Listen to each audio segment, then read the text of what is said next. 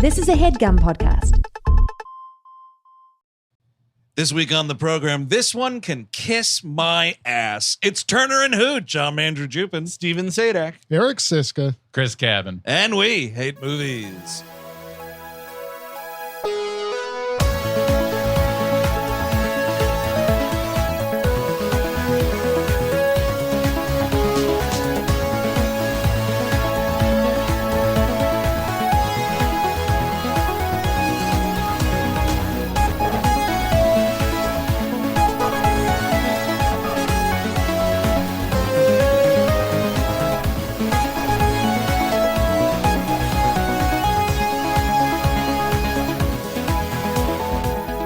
Hello, everyone. Welcome to the fine program, as always. That's right, Turner and Hooch from 1989, directed by Roger Spottiswoode. Quite the career for this guy. You forget about Spottiswoode, man. Check this out.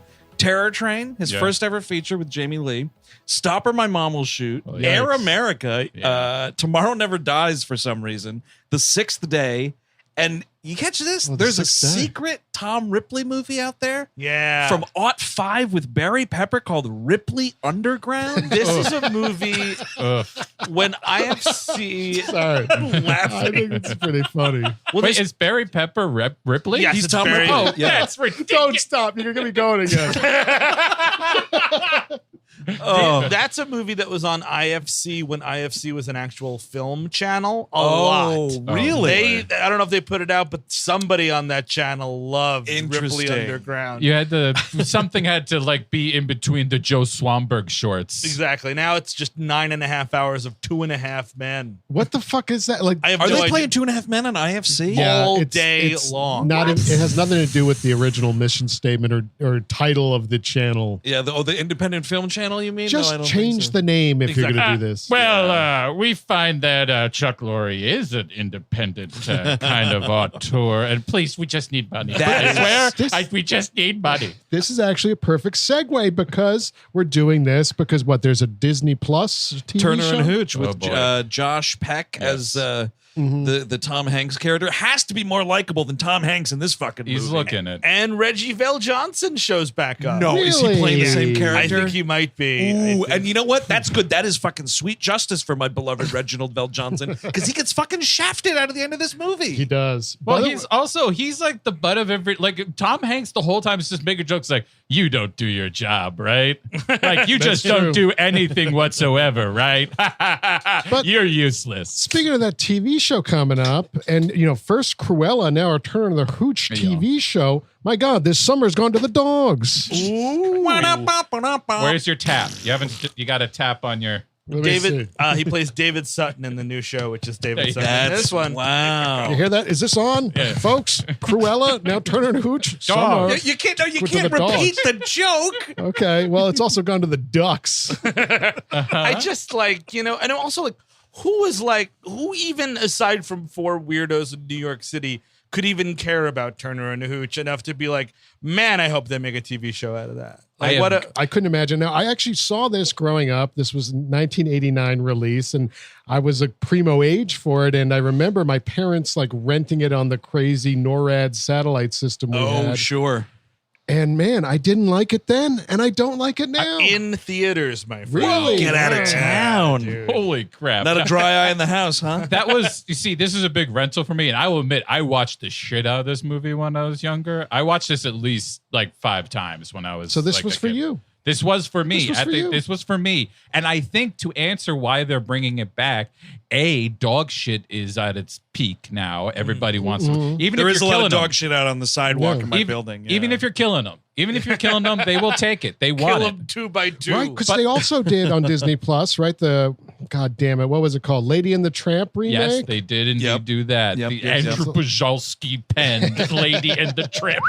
Unbelievable. When you reminded me of that, like whenever it was, like a few months ago, I very specifically remember my head almost popping off of my neck. yeah. And here's the question, though. So this was last night was the first and will be the only time I watched this movie.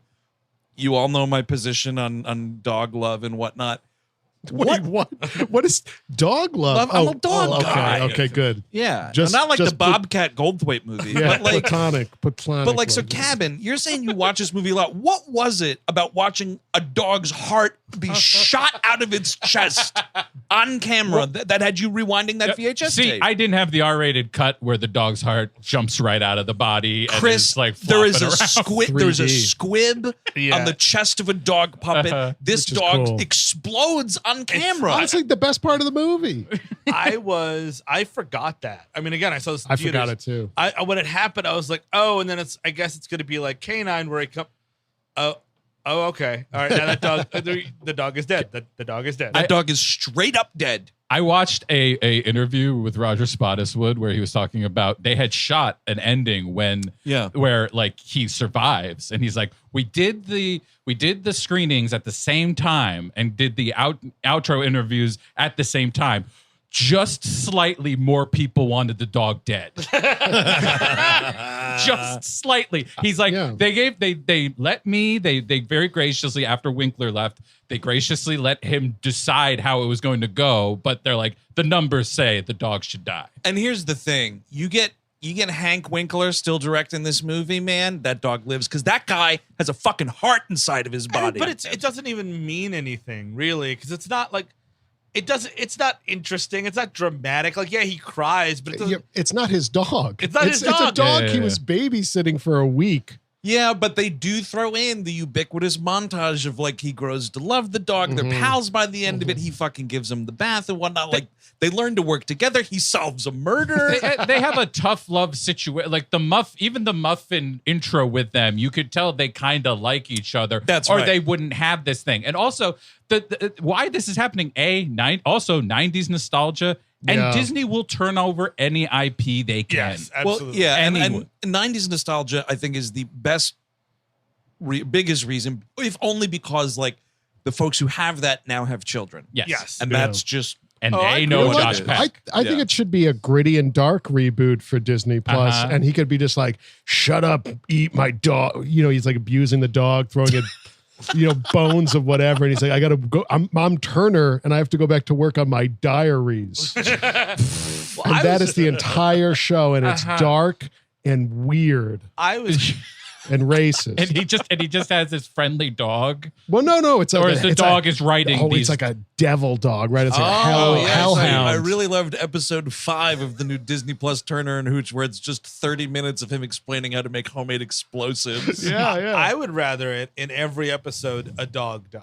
Like every Yes. episode, it's like, all right, Hooch. All right, Turner. Here's your new partner, Hooch. He's been shot in the chest. Okay, last week, bad deal with that dog. Here is another Hooch for you. Oh, another Exactly. dog It's shot the, in way, the chest. it's the way like a cop car will explode on TJ Hooker every so often. Like you got to Exactly. replace these things. Well, look, we got to up the ante. I'm sorry, we're gonna have to burn the dog today. The dog's Killing the gotta get dog every burned. week, you could call the show Groundhog Day. That's pretty dumb. So this movie, to boil it down, is Tom Hanks as a very anal retentive douchebag detective or an investigator in some like sleepy California town. He's gonna move to Sacramento, the big city. He's leaving this job behind when his old bastard friend who lives in a shack of some kind on a This dock guy. is murdered. He's got like a dirty cardigan. He's like, "Oh, I named my dog after what I like. Hooch, give me that drink." The same abandoned boat where Tommy Lee Jones is building bombs and blown away. This fucking idiot is fucking trying to kill this dog slowly. Exactly. This dude deserves a knife in the back. I'm Yeah. on the side of this like cutthroat that kills him, because like Yeah, this dog is like cut, bleeding. He's all fucked up. it's all fucked up prior to the fucking Yes. encounter with Yes. this ne'er-do-well. It is insane. Like the first time you see this dog, like he comes out and I was like, why is that dog bleeding? He's just inexplicably bleeding. and filthy as shit. And like, we're getting off track though. This is mainly a delivery. This movie in total is a delivery system for this fucking theme. Oh, That man. This fat guy, John Candy, shaking my ass, saxophone out my butt, shit. Like like it. they will not. And the fucking stupid thing, they start like there's kind of like a sensual intro to it. It's like, Yep. banana.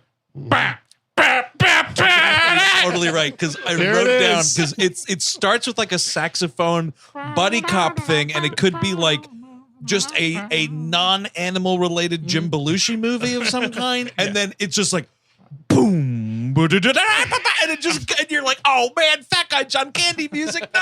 And no less than a third of this movie is scored by this thing. Yes, for sure.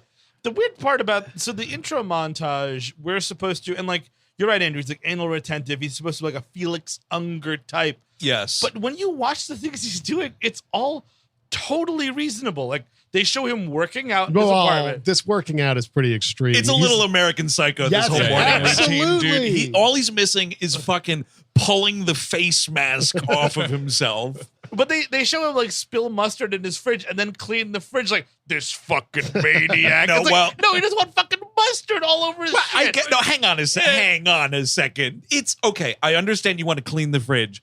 Dude, everything is out of this refrigerator and he's top to bottoming. You just spilled some mustard, man. Get a paper towel. I'm not even sure if he spilled it. It was a little bit on the bread. That's all I saw was a little bit on It the was bread. on the tray, Chris, and you know it was on the tray. I can confirm it was on the tray. But again, just one tray. The container didn't explode in the refrigerator. Sure. I mean, I it just, to me, it was like, No. even when the only thing that he does that's out of control, like neat freak, is when he vacuums Reginald VelJohnson in his car. Dude, if I was That's pretty Reginald rude. VelJohnson, I'm punching him in the face. Vacuum VelJohnson. Cleaning a fridge at 6 a.m. is lunatic behavior. Sure, I'm that's sorry. fine. I don't care if a jar of salsa exploded on each level of the fucking thing. Wow, that's a real Duke catastrophe. Just leave it be. A fridge catastrophe. 6 a.m. I notice Eric Siska's very quiet because you, my What? friend, are a neat freak. I like to think I keep things pretty tidy. Not to this degree. I will let you know what the thing is. It's like out of sight, out of mind for me a little bit. I'll try to keep everything clean, but if something's under a table or in the refrigerator, it can sort like, all right, just close that and it's gone. I gotcha. He's also a maniac because, like, to do all of the morning activities that he is seen doing before he reports to his office desk job as a police officer, what are you getting up at 4 o'clock in the morning? Yeah. Like, come on, I can barely get up on time. If I have to go into the office, barely getting there on time. He's going to be dead in 5 years. He's sleeping 2 hours a night, maybe, with all these things he does. Apparently, also never really jerking off. I'm getting the sense right Bullshit. there. Yeah. Yeah, well, because they don't show it. Is that what you mean? No, he just seems like a dude that needs to shoot, but doesn't know that he needs to shoot. You're definitely right about Mare that. Winningham really fucking opens him up in this movie. Yeah, You're right. well, yeah. He's 33 years old, this character, right? Like I did the math on what Tom Hanks would have been. Same in age as 80 Jesus Christ. Which is like, Nice. it's, you think of these figures, mythic figures like Tom Hanks, not Jesus, that you think that they're so old, but like, just when I was a youth, he was 33. He was so young. He had his whole life ahead of him. He did fine, but He did pretty good. I'm getting lost in my thoughts here. But he's got a house Yes. that he has on his own. Maybe it's a rental, but he's 33 years old. No Big house, roommates. too. Not like it's a Yeah. huge house. Big house. Great yard. Good outdoor space. There's Amazing a lot going for stereo it. system going on there. Yeah. Stereo system's pretty choice. Very delicious. At it looks 33 like. years old, I've literally never lived alone in my life. Nope. And I never will now. I haven't. No. That's It Never seems done. like this crazy TV movie fantasy. Well, what is a cop in Cypress Beach being paid? That's a great question. Why Too do you much. have this whole? What is there one murder every decade in this Well, that's town? the joke. Is like, oh, there's nothing to do here, but there's so many fucking cops. Yeah. Keep up these Yeah. fucking people. The cabinet had when he's shown Reginald VelJohnson how to do it. Yeah. There's only 2 felonies like in the history of the department. yes. And meanwhile, we're also privy to that the sheriff's department and them are jockeying for positions. So it's like this town is over policed. I'm sorry. Oh, Yeah, absolutely. absolutely. My question, though, is I'm not really sure what kind of a town we're talking about here. Like, are these all, because we don't really see, well, we see like where Tom Hanks lives, which, we already said is a big, great house. And then we see Mare Winningham's house, which is kind of shitty. mean, it's nice. It's big. It's just. I mean, it's half a vet's office. Yeah, it's a Exactly. live-in practice. So so it smells. It's First an of all, animal hospital, and that's more than salsa explosions that go on there. my question is just like, is this a more affluent California town? Yeah. Is this Northern California? Right. It feels like it is. It feels like these people are pretty well I situated. think so, but it's not enough to be like a hot vacation town Yeah. because that would have crime. But it's weird though. Then, if it is this affluent town, the way that these townspeople all interact is very like small town, middle Yeah. class or lower, But like gee whiz kind of people. I think it's because, it's 89. All these people are like ancient grandpies that like, oh, my daddy found gold in these hills, so I have a house here. Wait. So they're more salt of the earth types despite being rich. Well, yeah, but Tom Hanks's whole thing is he's leaving this place in a week. Hasn't started packing, by the way. There are a couple boxes. boxes. Couple A boxes. couple boxes, but come on, it's a Yes. week away. Yeah, it's true. Get this fucking. You got. I'm sorry. it's by the way, insane. it's not a week. It's this is even crazier. It's 3 days. 3 days. And he decides to stay on for this case. No, fuck you. I already No. accepted a job. I want to see the Sacramento police being like, dude, when are you starting? The new job, he's saying very openly, yo, there's not enough murders around here. Yeah, totally. I got to go to the city and get more murders under my belt. If you sign up for a police department and you like don't go, can they come like arrest you? Is it like the army or Are you something? AWOL? I don't know if that's true. It would be hilarious, but I don't know if that's true. So not a military police, not MPPP, the police. See- Oh yeah, the PP, the PP PPs. police. Oh, PPs. PP police. Yeah, the PP police got my brother one time on a public urination charge. Oh boy. Now he's a cop, so do that math. I But got away with it one time, one time. twice. Oh, dude, I'm like Jack the Ripper with that shit, dude. There's a Ripper Oh about. God! In our horrible youth, man, I remember just going on the 57th Street tracks. Yep, that's happened. That's the old end of the subway station, dude. If you're Jack the Ripper, I'm the fucking Night Stalker. Holy shit!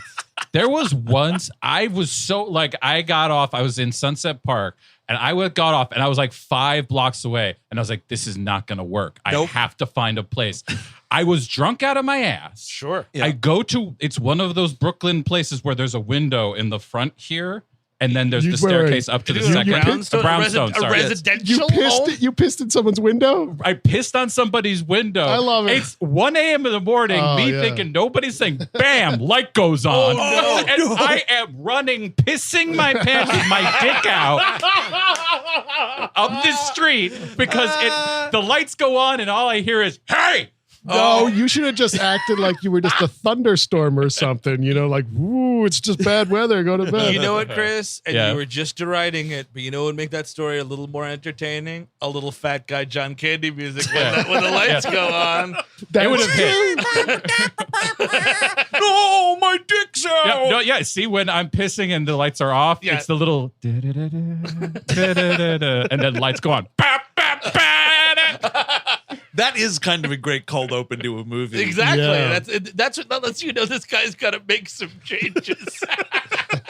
Chris, something you said about the Tom Hanks character, I think is another reason why this movie is just shitty, is because like it would be better if he was one of those guys that was like openly talking about how he's like, I the small town cop thing isn't for me. I always wanted to be a big hero. That's why I'm going to it's there, but it's so on the outside of this movie. It takes a while to figure out where this movie takes place, what's going on, and why he is leaving. It takes a little too long. Yeah. It's because it's specifically supposed to be a family movie up front, but they have all this police business. Yeah. Like Yeah. it keeps on coming in. Like most of it is him just screaming, "I'm going to kill you" to the dog, and then trying to fuck Mare. I'm sorry, Winningham. Yeah. and that's kind of it. The, And the police shit doesn't matter. It's not worth even having the vague drug trade or whatever that's going on that was revealed at the end. Who gives a shit? yeah. No. Make it him a school matters. teacher or something. It doesn't matter. Yeah. He inherits a- spoiler alert! It's Craig T. Nelson. What?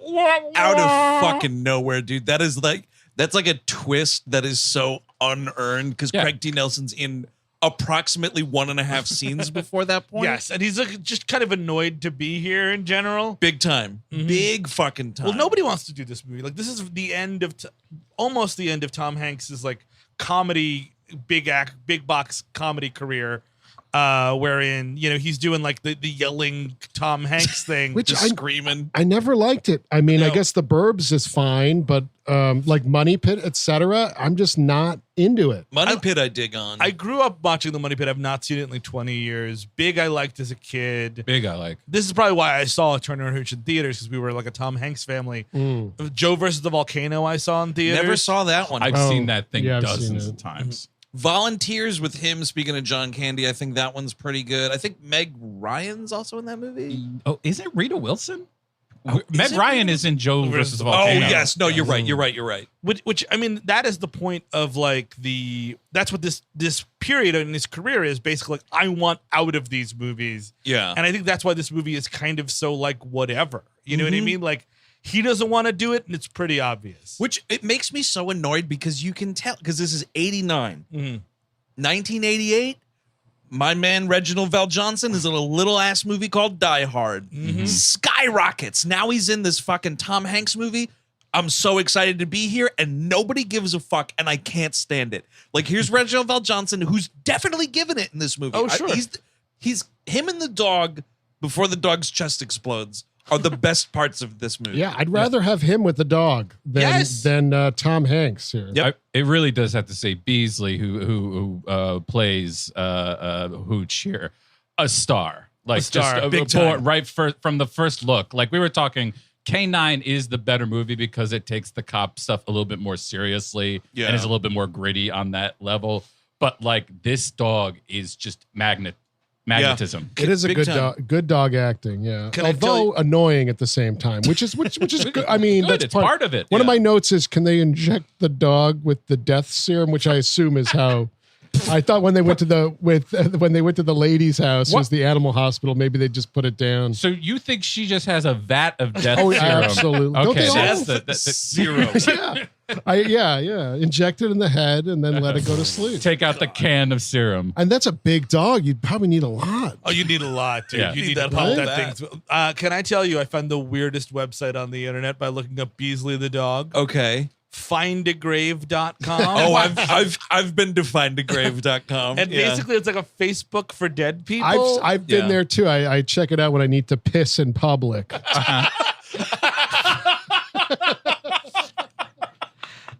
So the dog's married? Beasely the dog has 2 messages on his wall. Uh-huh. Beasely the dog, the star of this film. Now, where's he buried? Is it like the Hollywood Forever? They Right don't, next tell you, to where, Bob they don't tell you Kennedy. where the. I mean, maybe if I could have found that tab, but like really, it looks like a Facebook wall, but it's for dead people. Oh, essentially. interesting. Because I thought the Find a Grave was like they'd show you a photo and tell you the cemetery. I thought that's what it did. Maybe just the Beasley's listing didn't have it or something. Yes, Because I remember possibly. like looking up, because the absolute all-time best fucking epitaph ever on a tombstone is, I mean, Jack Lemmon's whole tombstone is amazing because it's just Jack Lemmon in.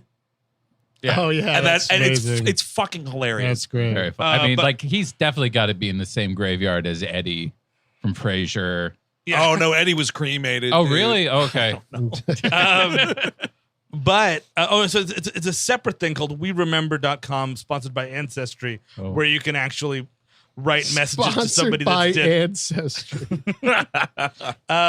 2 messages on here. Yeah. 1, just discovered you today with Tom Hank. You were Hank. What is there a date on this? Is this like Okay. you were fabulous. Tons of love. R.I.P. Was that written by the television character Balki Bartakamus? But by somebody named Hunk, and that is 3/23/2021, ladies and gentlemen. 2021. Wow, dude, quarantine one. That's And the other one is amazing. by somebody named Jeff Ross, who is not the embattled comedian. If someone was going to hurt the ones you loved, ... What? you were the best. I saw you in 89, and then I saw you in 19, and I still cry at the end of the movie. Love you, Hoochie. God bless. Jesus. That's fucked up. It's That is totally really writing sad. a message But- to a dead dog I mean, that there's- you never even met. there's got to be people whose entire identity is loving Turner and Hooch. Yes. Think about how many. That's terrifying. How many people love Star Wars or Star Trek to an extreme? There has to be a Hooch maniac. I think a Hooch maniac. This is the kind of Hooch maniac, dude. That's like a Keith Raniere, the Nexium dude. I bet he loves Turner and Hooch. I bet he does. Because he's a fucking sick fuck sex criminal. Oh, there's definitely going to be a multi-page blog post about how the new Disney Plus show just doesn't get it. Oh, definitely. They just don't get what it's about. You know what? I would take that over. The new Turner and Hooch, it really deals with grief in an interesting way. You can find both of those articles on IndieWire. Yes, these days.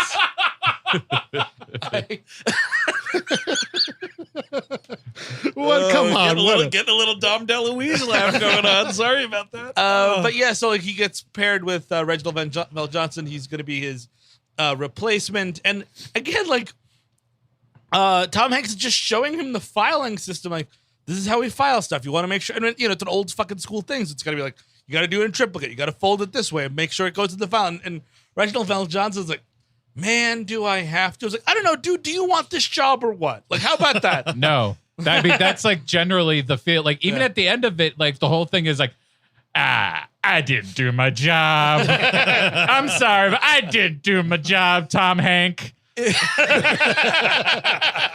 That's what I love about his character, though. He seems like a real person. But it's a thing where it's like, okay, say to this guy, Tom Hank, like, here's where the fucking file goes and whatever. But he is like acting like it's Reginald VelJohnson's first day in nursery school. And he's like, you use the 2-hole puncher. You put in folder. You close the 2-pronged pin. Like, he knows how to use office supplies. He's a fucking police detective. I mean, what Reginald VelJohnson should really do is once he leaves, just fucking like empty them all out into the fucking, like every folder, just empty it out into the thing and be like, there's my new system. Yep. I would. That's what I would do. Fuck you. Fuck you, Tom Hanks. God damn it. That's what I did on the last day of an internship. I've told the story before where I dumped a bunch of fan letters to Tony Hawk in the garbage. Really? I don't know if I remember I've this. never heard Did of I this? tell us? I had an internship at a book publishing company, and like sometimes if somebody writes a book, or more than likely gets a book ghostwritten for them, but they it's like fan mail just goes to the publisher. You know what I mean? Like, weird. Imagine writing fan mail. And it was all this shit to Tony Hawk, and that was my job this summer, was to like fucking get back to these people or like forward it off to his whatever. Wait, you had to pose as Tony Hawk? No. Hang 10, lovingly yours, Tony. It was very fun to be in the video game. Gotta go now. There's some shredding to be done. Sorry, Bradley, that your cancer isn't as gnarly as this half pipe that I'm on right now. Get well soon, buddy. Hang 10. No, I was supposed to forward it to his agent or whatever. And I just didn't have the time, ladies and gentlemen. No. But I wanted to get a good recommendation, so you don't want to fucking get stuck with all these letters that you didn't mail. So on my last day, I stuffed my bag full of fan mail to Tony Hawk and threw it in a dumpster 3 blocks away. You didn't you try to cover your crime like 5 at one, 5 at the next one. Cover your tracks. It's like cutting up a credit card. You're putting different parts of it in different garbage cans. But yeah, that's what happened. I don't know where that came from, but that's the true story. Yeah. Wow. I love the, so they're like, there's a call, old man Peabody or whatever this guy's name is. Amos. Hey, old man Amos. That's right. We should mention that first, a haunting woman.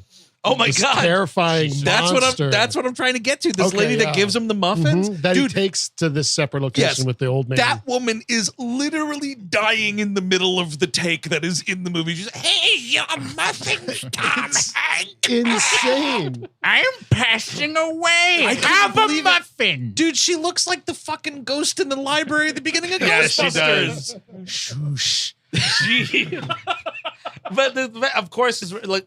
And again, we can't commit to Tom Hank being the neat guy, and we're kind of almost committing to Reginald VelJohnson being the fat cop, because like he's like, I gotta have one of these muffins, man. Yep. And he's eating the muffin, and then that's when he gets the dustbuster. I also think it's weird for Tom Hanks to be protective of the 4 muffins that this crazy woman who came out of a painting or something, because it's like, you know it's going to be full of fingernails and garbage or whatever. Exactly. But I think maybe it's going to be good. I think don't know. he knows that he needs the ammo for Hooch because this is like Hooch's like bribery food. Right. So he's like, Of course. Reginald VelJohnson, you can't eat all my ammo, man. Officer Turner, here's my famous pink eraser muffins. Have a chomp. They could have fleshed it out better that he goes there often. I guess he does, but like when this dog like attacks him initially, bites his throat. Yes. I feel like that establishes a first time meeting pretty much. It does. And I feel like it's got to be, if you're Reginald VelJohnson, you're packing heat. You see this big dog coming for your partner's shoot it throat. down. You got to fucking open fire, man. I'm sorry. Even if I'm Tom Hank and I get up after the fucking dog had its mouth around my neck, I'm putting 2 in the chrome dome. I don't know. After this guy's vacuuming my face, I don't think I'm going to do much of anything. Take him straight to hell, dog. See if I care. Enjoy it. Dude, speaking of dog bites, I think this might be the time to tell it. I didn't even tweet about this. I've been saving this for this episode. The universe shined down upon me yesterday, gentlemen. Let me tell you this right now. I'm walking to the car lot where I keep my car to go to the office yesterday. Coming around the corner, got my cup of coffee, having a good morning. It wasn't too hot just yet. I see this guy who's got his dog off leash, like on this side street, and I instantly just hate his fucking guts. Like, dogs off leash, especially in New York City, like, go fuck yourself. And the universe thought so too. Because this guy, he's trying to get the dog to come back inside. So he's trying to get close to the dog to put the leash on it. And the dog is not having it because it's a not well-trained dog and it's off leash and it's having a good time and whatever. So this dude gets frustrated and he fucking hucks the leash at this dog. Like, come on, God damn it. Throws this leash at the dog. The dog, not to be outdone by his master, straight up bit this dude in the penis. Just fucking went at him, bit him in the penis. And before I could see what was going on, this dude was on the ground screaming. Was it a full on like chomp, like ow, just like crack, like really just got it. Do you like it's probably bleeding out or something? There's no way he wasn't bleeding. And he fucking dropped like a sack of wet laundry. Like you would? And he's fucking holding his shit and the dog is just standing there like, yeah, we're playing, right? All he has between his fucking legs is wet laundry now. Steve, we should check that Find a Grave website for this guy. And I realized what was going on here too. Because like I stopped, there were like 3 women standing next to me who were also like it was one of those like you're trying not to laugh because you're inside America's Funniest Home Videos, but like he also clearly was in pain, and I was like, "Hey man, you all right? Do you need help?" And this guy, because he had just been bit on his penis by a dog in public, was clearly so mortified that he was like, no, I just, oh, God.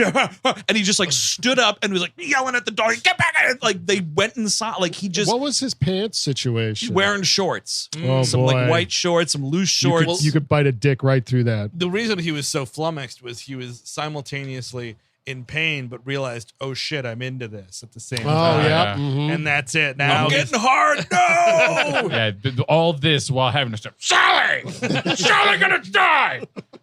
I mean, so it's like if he had to go to the doctor, he didn't know till he got back in his apartment because he did not want to be evaluated by paramedics on the sidewalk, which I get because hilariously, a dog just bit your penis. Yeah. It was the best morning I've had in a really long time. Now, how old was this fella? Oh, probably like, somewhere in his 40s. Okay, so potentially breeding era behind him anyway, right? Yeah, I'm just trying to look on the bright side. Yeah, I mean, you know what? The moral of the story is put your fucking dog on a leash, Absolutely. Was it Ezra Klein? I don't believe Oh, so. God damn it. I really hate an unleashed dog, gotta say it. Absolutely, I hate it. Anyway. But yeah, we get so much mileage out of the shot, and we do the Space 2000, the 2001 theme when Beasely / Hooch reveals himself. Yeah. This footage is shown before the actual end of the movie is shown 3 times. Yes. It's right here. He has a nightmare about it later, and then during that fuck around montage at the end, you better believe you're seeing this footage again. Absolutely, getting your money's worth of that whole thing. Yeah.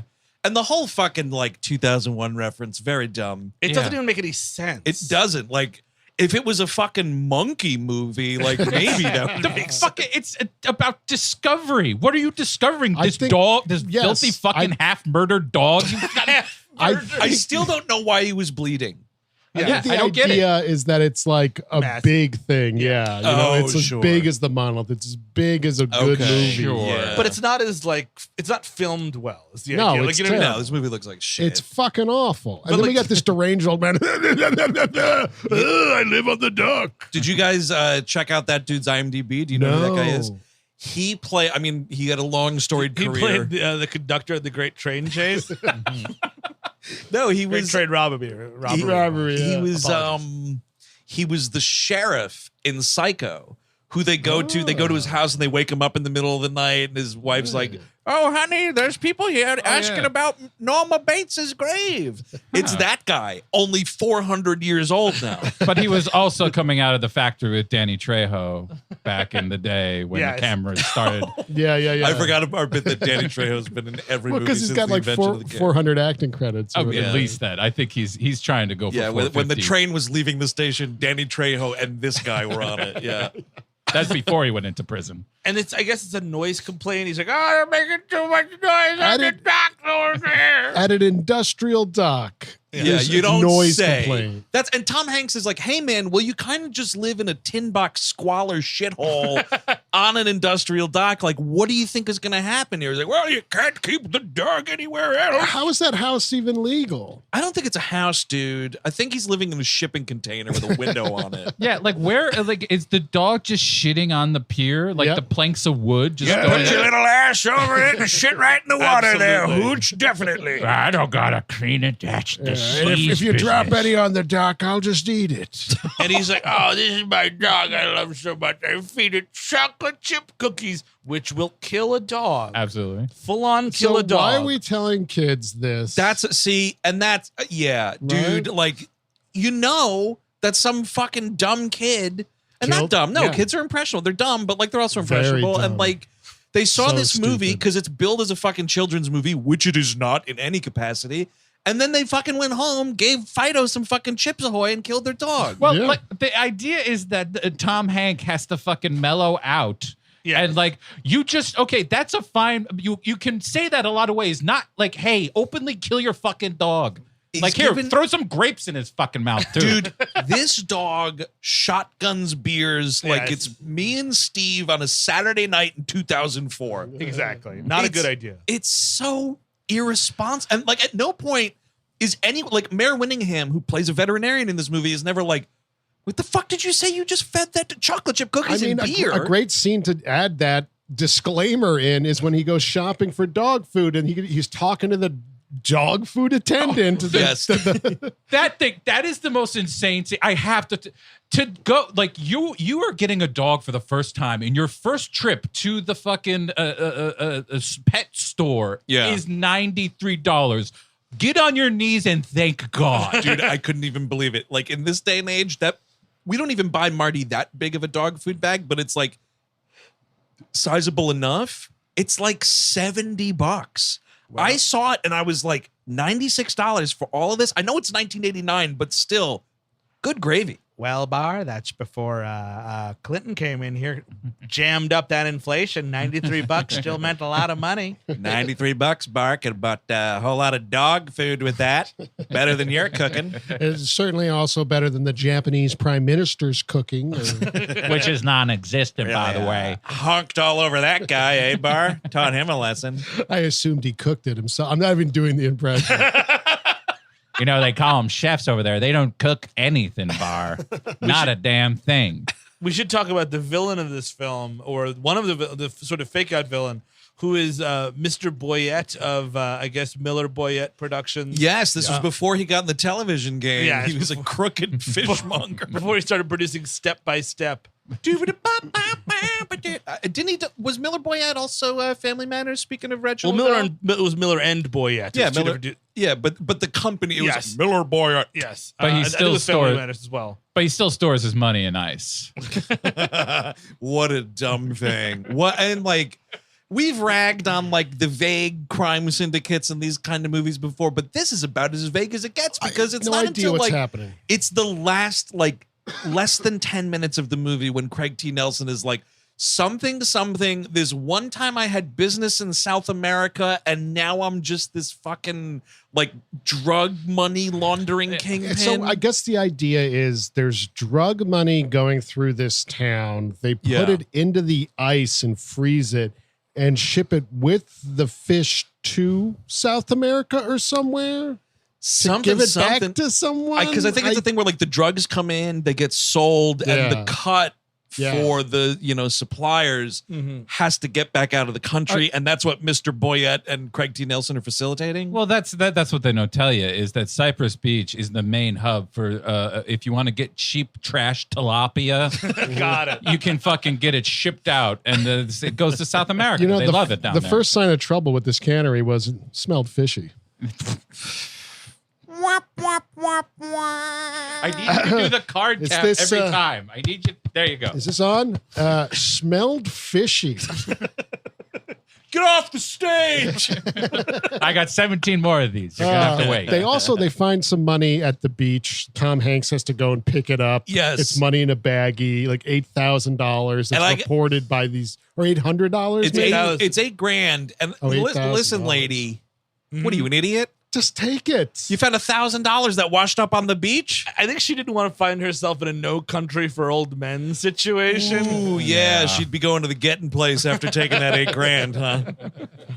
You found a baggie. I believe that baggie belongs to me. Give me my baggie, friend or lady. This hooch has been following you your whole life, and now it's here. Yeah, it turns out I'm older than the dog was when he died or something or whatever. Yeah, dog, age, numbers, math. Yeah, Hooch will be good for your house. I mean, maybe as good as a bubonic plague. And I saw Hooch walking up in front of me, and he just looked back. He said nothing. Yeah, because he's fucking dead at the end of this movie, this fucking dumbass movie. So they have to get the dog. Oh no, I'm getting ahead of myself here. The old man dies at some point, right? Well, he gets a little later. There's a guy who stole Faraday. Faraday stole $8,000 as well. There's $8,000 on the beach, and there's $8,000 in Faraday's pocket. Yeah, and Faraday gets caught.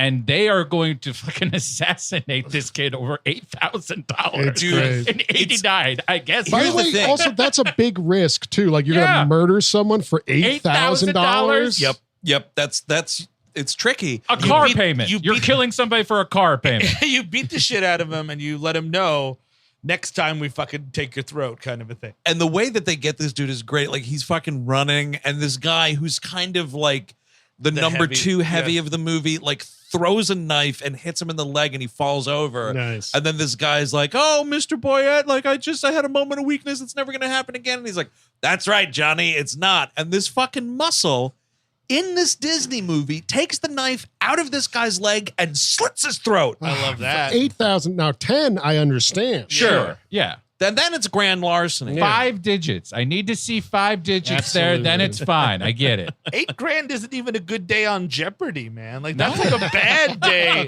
If you walk away with $8,000, I kind of was the one that eked it out. Like you want like 14, 15 grand in Jeopardy. Look, I got lucky with the movies category. Everything else was a blur. I was really sucking shit the rest of the night. Yeah, the guy in Final Jeopardy had 30 grand. He bet it all and lost. And here I am, $8,000 richer. It's not bad. I'm a champion. You can't take it away from me. It's nothing to sneeze at, but I mean, I'm not going to kill somebody over it. Or it's not. You're right, because here they also have to kill the old man, so it's $8,000 for 2. So it's $4,000 a body. Yeah, because what happens is like they cut this dude's throat. There's all these. That's like 2 trips to Mexico. Basically. A weekend in Lake George. I don't know what fucking weekend you're having there. $4,000, my God. I mean, there's some big houses out nice. there. Some nice vacation rentals. Yeah. See you fucking cut this dude's throat. There's a bunch of commotion in the factory. Then the heavy notices that across the way, old man Amos's light turns on because Hooch is barking and all this shit. So that the guy then has to go over and Amos, see what's up. This is your fault because this guy's like, "Hey, sir, you didn't see anything. Here's I think he's trying to give him the $8,000, titular $8,000. And be like, yo, dude, like we'll just forget this, you and I. Life-changing money for an old derelict. You wouldn't have to fucking sleep in a shipping crate anymore. Well, maybe you could stop putting fucking cigarettes out on your dog, possibly by an ashtray. Look, tell you what, Miss Jamis, I'll even do you a favor. I'll finish the job. I'll kill your dog for you. How about that? Wow, $8,000. I can finally take Hooch to that scientist played by Lance Henriksen. They'll turn him into a robot. Hooch will live forever and piss acid. But man's best friend, previous episode. Guy's got a big fucking mouth, starts mouthing off to a known hitman. Yep. And he gets stabbed in the back. You know what, old people? Stop mouthing off. We are younger and stronger. I just want to let everyone know, if you're older, do not fucking mouth off. I'm just hoping my neighbors listen to this. You're off your soapbox now? No, well, all right, I'm off of it. Okay. What I would love it if the whole thing, like, he wasn't worried about him being like mouthing off about the murder or anything. He just saw him giving the dog the chocolate chip cookies and was like, look, man, it's really bad for the dog. You can have this 8,000. No, it's my dog. I get to do what I want with it. Alpo makes some pretty good stuff. Alpo I don't know. Sounds expensive. You know what? He likes the cookies. Fuck it. Blam. This dude deserves to die. Absolutely. Not a wet eye in the house of this old fuck. Get us down. And I got to tell you, not only was there not a dry eye in the house, there was a couple chuckles in my because this dude gets ganked like it's an episode of Oz, man. It's incredible. Dude, definite pauper's grave situation. They're burying this dude in a ditch. They should have fucking just kicked him right into the water, dude. Let the sharks deal with it. Maybe they grind him up with the fish meat or something. Like that's tuna fish. Oh, I like that. Ooh, totally. Yeah, there ain't no dolphins, but Old Man Amos, chock full of that guy. That's actually. Oh, and that's right. When he can't get to the body to remove it because the dog comes out and like breaks through and like tries to kill him, and he has to run away. So that my next question was going to be, why not get rid of the body? That's why you can't get rid of the body. The next morning, the body is discovered, and now it's the biggest crime in Cypress Hill history. And of course, Tom Hanks is the only person who is mourning this piece of shit, this absolute monster. Yeah, mourning another monster and being Old Man Amos was found murdered, huh? Better find the only person in America that cares about this guy. We used to like talking about, trying to kill dogs. we used to love talking about like, oh, you almost murdered him. Yeah, I almost murdered a cat. We always tried to one up each other on who could feed the dog poisonous things that would kill it. One day we bought a bunch of little goldfish and we filled the little fish bowl with Coca-Cola and watched them all die. It was a fun day. It was just a fun day with me and Amos. Man, they have like these animal control people come in to try to grab this dog. Oh, man, these people get put in their place. And the cops have already have their clothes in tatters. But I was thinking the animal control community, they're the ones we're not respecting enough. Like everyone else has like a thin blue line flag or whatever. Yeah. I think animal control needs a flag. Maybe it's like a black and white, a somber American flag, but then there's like a cheetah print or something. That'd be fun. Like one line that's like a cheetah print. I think it'd be that great. also is a little saucy. I kind of like it a lot.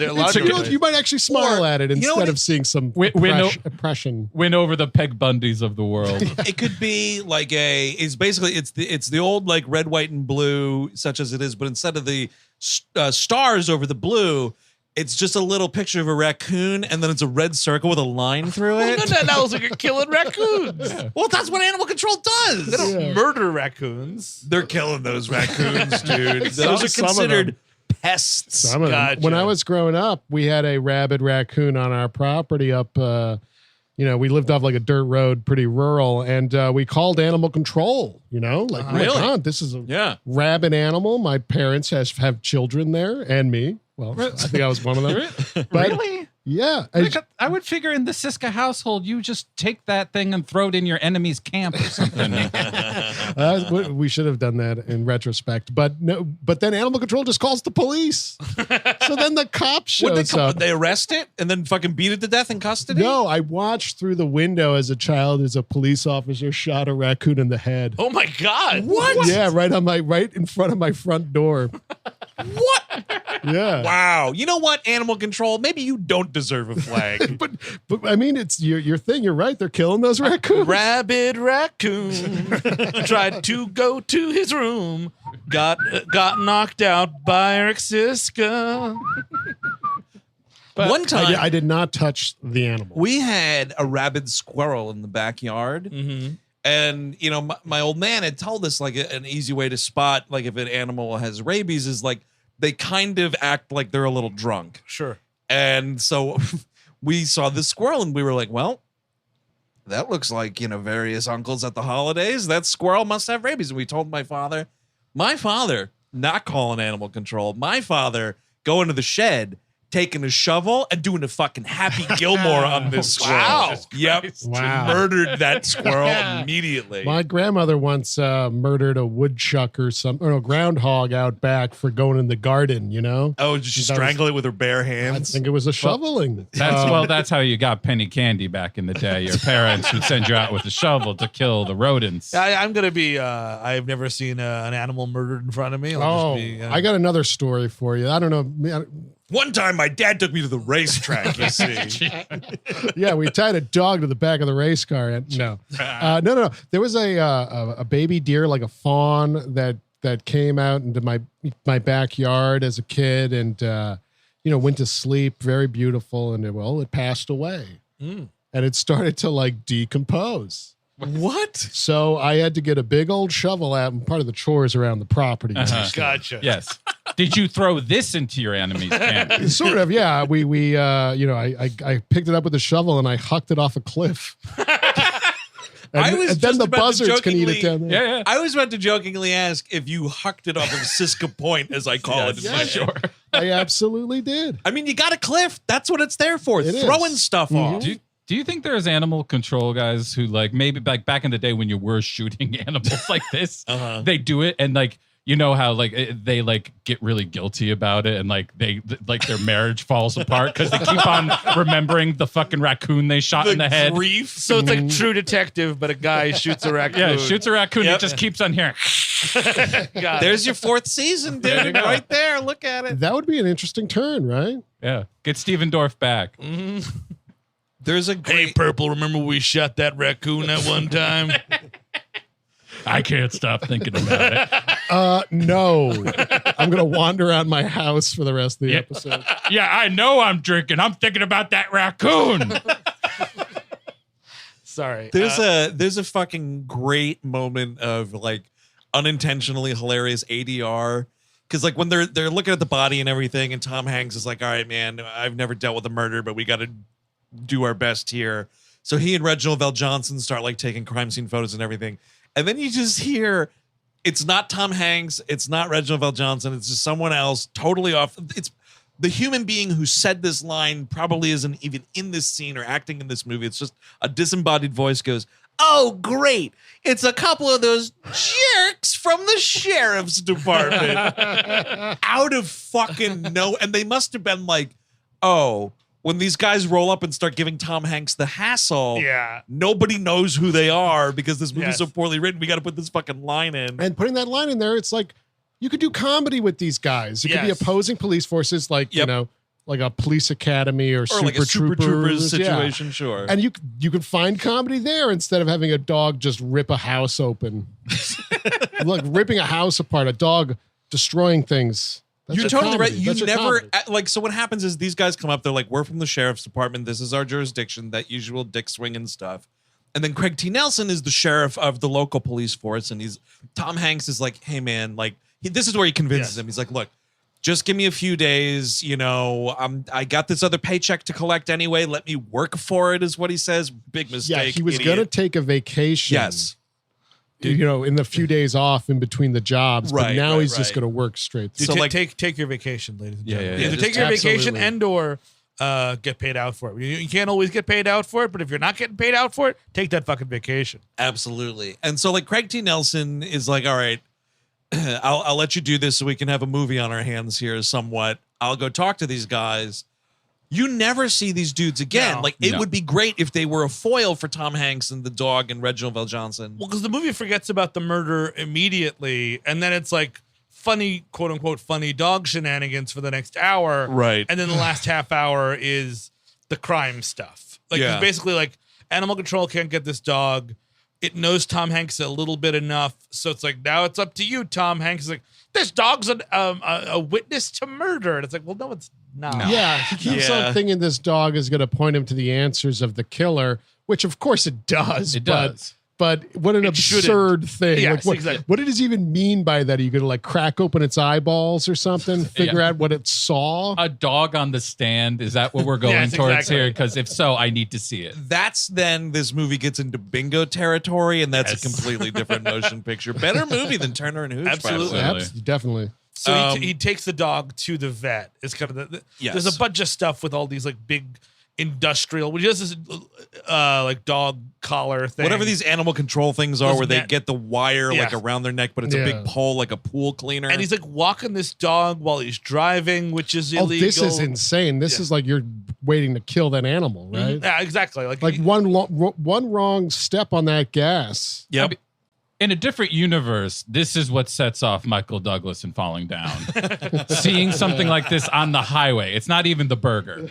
Yeah, he didn't even get fired or anything. No, nothing. He just saw this and was like, the fuck is going on? You forgot your dog leash. You forgot your dog leash. Oh, man.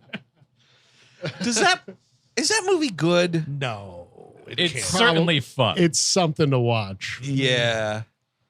I mean, it's a stay tuned for sure. Oh, yeah, definitely. Right. It's sort of that like White Panic a little bit. The whole like the way they film Los Angeles in that movie is we're making a movie in Mexico. It's all some that traffic-esque filters. Yes, exactly. That unconscionable Robert filter. Duvall is sweating through that whole movie. Oh, man. yes. Pendergast. Yes. Nice, dude. I think it was definitely. hot. It must have been a hot set, though. There's a lot of sweaty people in that movie. It's a hot summer in LA. They were making it, maybe. So he goes, and Mayor Winningham's like, I'm going to have to call the cops, dude. This is like huge dog abuse. What you've done. She finally is like, why is this dog bleeding? And I was like, I know, Mayor Winningham. What is going on? She is Dr. Emily Carson, veterinarian. Gotta say, love Mayor Winningham. Mayor Winningham, she kind of got a raw deal because her and Leah Thompson are kind of the same, and Leah Thompson's got like a titch more charisma. I'll tell you also the name, because Leah Thompson, actress. Mare Winningham would just win the Kentucky Derby. That's a horse's name. Not saying that she looks like anything like that. I'm just saying. No, she actually kind of looks like Leah Thompson. Yeah, no, it's a weird name. Mayor of Winningham. It's a British television show, maybe. But whatever, like she's like, oh, blah, blah, blah, you're abusing this dog. He's like, no, he explains the situation. She's like, well, it's your dog, gotta take care of it. And she's not like, hey man, so what you want to do, you want to feed this dog 3 times a day, get this kind of dog food, you want to leave water out, you want to do this. Now she's like, enjoy your dog, flirt, flirt, guy who probably beat this dog, flirt, flirt. This is like, you have to call, I mean, I don't know. Is there an animal equivalent to CPS? Like, is that also animal control's problem? Because, the veterinarian has to call somebody. Exactly. This dog comes in filthy as fuck, mysteriously bleeding. Once again, just bleeding for no reason. It's the only other attractive 30-something person in this town. That's true. The only other available bachelor at the time was Old Man Amos, and he's been murdered. Let's say someone brings you a dog that could go either way. Maybe this dog is going to die, and then, but if so, you got a little relationship out of it. Would you kill the dog for the relationship? Oh, probably not. But Hank would. Yeah. Tom Hank absolutely would. Tom Hank killed dog. Yeah. I mean, I forgive her not telling about feeding it and all that. I just need her to tell him, he cannot understand what you're saying, you fucking idiot. Dude, the end of this movie where he's like, all right, Hooch, you have to cover me around back. Jesus Christ. Come on. It's just not that kind of a movie. Put fucking wings on the dog then. Yes, exactly. It's a magic fucking realism you're fucking starting at the end of the movie, the dog's got wings. You fucking scooped me. Yeah, you're right, though. He does, because he's fucking murdered. But unfortunately, that dog went to hell. Well, we should say we set up Hooch's legacy because first thing he sees here is a sexy collie that he wants to fuck. And you wish you could go that far. Fucking shocked we don't have that in this movie. But it's definitely like girl dogs or collies, obviously, of all the time. Absolutely. Collies and poodles. Yeah. Well, because like Lassie was a girl, so that's, That's all you need to know. At least She's some of the Lassie. Lassies. I don't know what the casting situation was there. It was, Touch and go. television There back are in the day. male You could cover a dog's penis. They were going through Lassies like nothing, right? Just like another dog fell off the cliff. Get another one from the truck. going through like Kleenex, these dogs back in the day. This is Lassie 417. Jesus, Roger, you left the pen closed. A dog froze to death. Now we got to use another Lassie.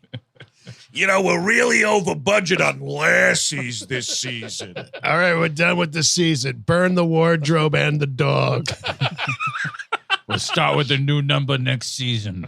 You know what was All always right, now all we got is a corgi. We'll just film it differently. It'll look enough like Lassie. Wait, hold up. We need some sound effects on a Western picture, so someone punch that dog and film the sounds. Look, the corgis are smaller. We can dispose of the corpses much more simply. Also, because the corgis are smaller, we have to make sets that are slightly larger to make it look like this works. Peter Queen's Jackson dog. over here with a corgi. Oh, I would be smaller to make it work, actually, yeah. The Queen's dog, not when I'm done with them.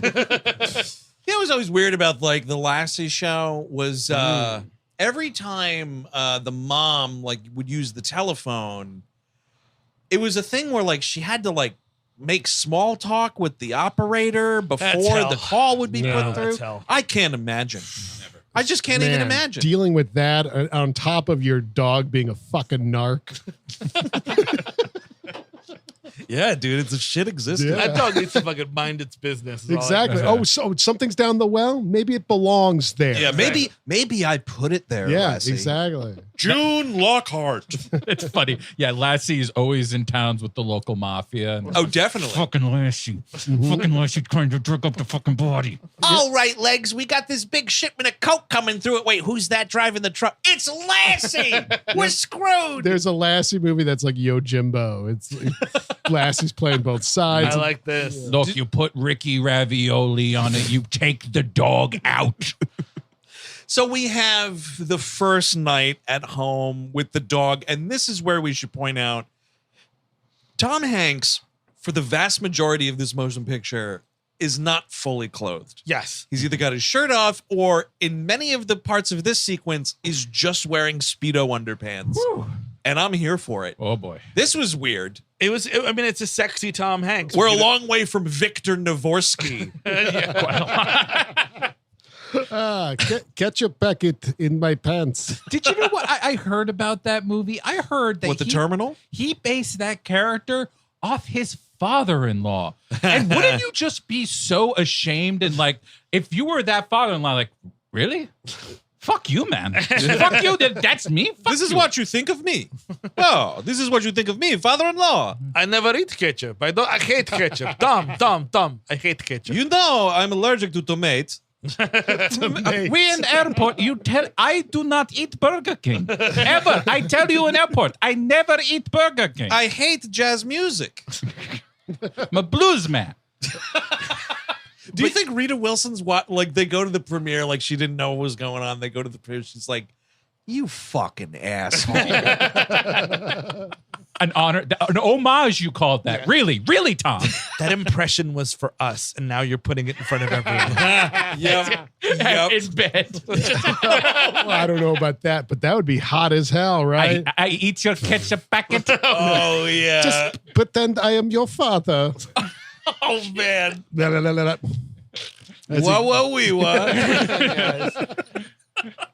But he's yelling at the dog. He's like, what do you want? I gave you hamburgers. I gave you orange juice. I'm like, the fuck are you giving a dog orange juice for, you ape? You're right. There is a part where he just goes through a laundry list of like things I've already tried to give you. And he's like, oh, there's nothing left in the house. Yes. And you're just like, here's the thing.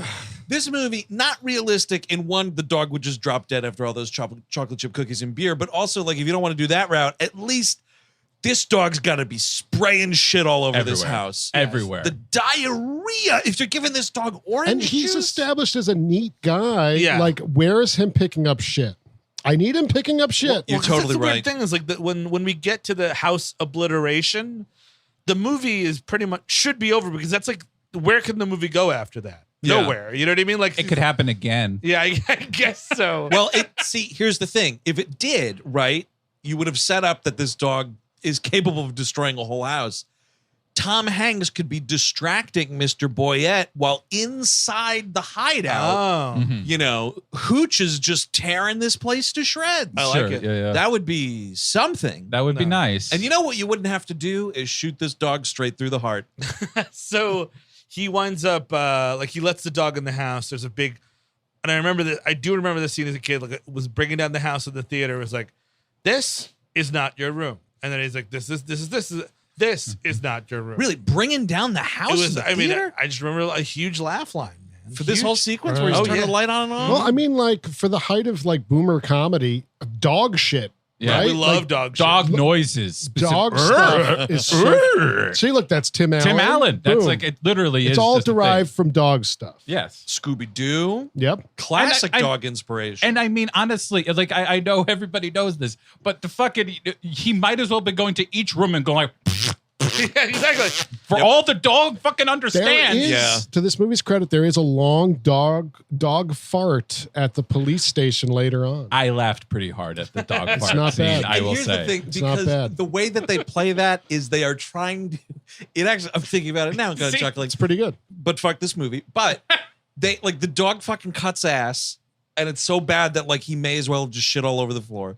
And they are trying to conduct a police investigation conversation while all like quietly acknowledging that it smells terrible. And like that's what's fucking funny is like they're saying shit like it's not this, but it's like the autopsy confirmed that. And while they're doing that, like Craig T. Nelson's just like quietly opening a window.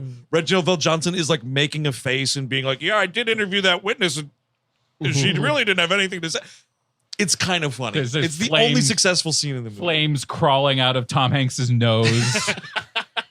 Oh, you got the stink lines and everything. But yes, the next day he brings the dog and like he's got some back area, and then he's like, all right, well, I guess I gotta feed the dog. So this is when he goes to the dog food store, buys all this crap for $93. This guy is taking him for Oh, a yeah, of fucking course he is. ride, which is hilarious. Well, yeah. Oh, please. If I have to deal with this piece of shit on a daily basis, I am taking him for a ride when he needs something from me. That is what's weird is I'm pretty sure that this is actually just a grocery store that has an incredibly well-stocked pet It section. would be great if he walked past Elliot Gould looking for cat food.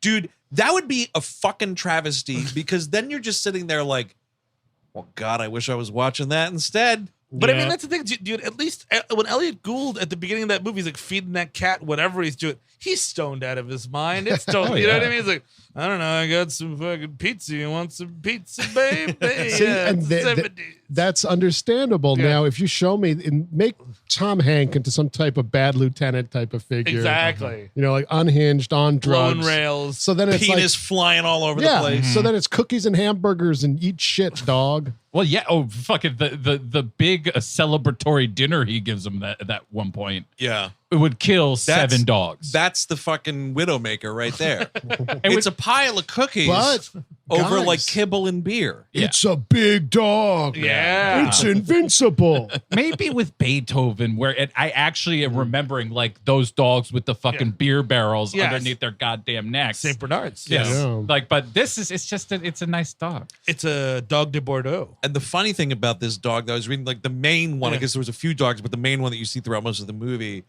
was only like 13 months old. Oh, wow. So those dogs get huge, Yeah. Well, and which it's is kind of great because this essentially still a puppy, is massive. it's huge. And like the thing is that it's funny we brought up the shit thing because the jowl fucking saliva is Oh, yeah. essentially code for shit. It's like Yeah. not. Yeah, it's you're not just getting it's shit. nasty. You're not seeing any shit and piss everywhere, but you're seeing a lot of the slop. Oh, the Yeah. slop. Yeah, that just buckets of drool coming off this dog. And to the point where Tom Hank has to empty his shoes because they're full of drool. Yeah, it looks like man. somebody jizzed in his shoe. It looks like you got some prop cum on your hands here. But yes, while he's doing this whole thing and buying this dog all this food, the dog destroys the house. And this is a humorous thing. It's humorous, but it's also like vindictive because this dog is like smashing china. Yeah. That like when Tom Hanks comes home, there's all these like teacups that are shattered at one point. I was like, what'd you do that for, Hooch? Unless you truly hate this guy. Well, this is when he loads his gun and is going to shoot this dog himself. After we can't, because like what's weird about this, we were talking about this last night. What's weird about this movie, among many things, is how truly unhinged this Tom Hanks character is in like fits and starts. Yeah. In the grocery store, when the woman is like, oh, it's $96, he flips out. He starts screaming at her and he pulls out like a hot dog toy and he's like, well, if I give this back, what does that make it? Whoa! Like he's just like screaming in this store for no reason. Well, all of his money's going to this house apparently, so he can't take it anymore. He's stressed. There should be a thing also because he must be renting it. Otherwise, there should have been shit in this movie about like the new homeowners or something, and they see the dog trashing the place and want to like get out of the deal. That would be good because that would add something to the movie, some type of tension to his life. Yes. Well, you need other characters that are funny. You know what I mean? There's no like, I mean, like Tom Hanks has to do all the comedy work. But the dog is funny. The dog is funny. The dog is very funny. He doesn't have like, and Reginald VelJohnson can be funny, but he's not allowed to be. Craig T. Nelson can be funny, he's not allowed to be. No. I did like the Craig T. Nelson scene when he's like, hey, dickhead, you sent out for all this fucking DNA shit. Turns out that's expensive. Dude, that's kind of great. It's a weird, like, our department's never dealt with this before, so we don't know how much this shit costs or whatever. And but like DNA was just invented too. That's right. Yeah. It's just weird though, because it's like, well, if it helps the case, shouldn't you do it? Shouldn't you do it, Craig T. Nelson? I don't know. That's you Democrats want to defund the police. You can't do this. Look, can't do both, Andrew. You can't do both. I would do it under any other circumstances, but to bother a fish factory like that, I can't on my conscience. So he meets up with Hooch, gets kicked out of the house. He meets up with the collie, and then he By goes the way, Tom Hanks also helps destroy his own house by kicking a fucking soccer ball through the window. Oh, right.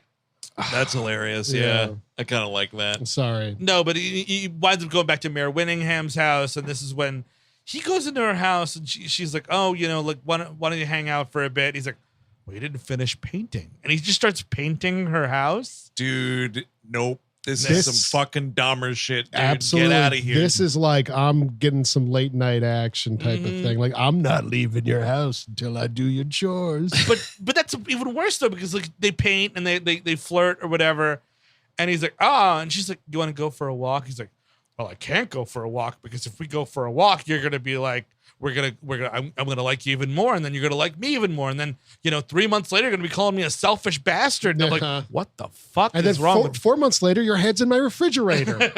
Just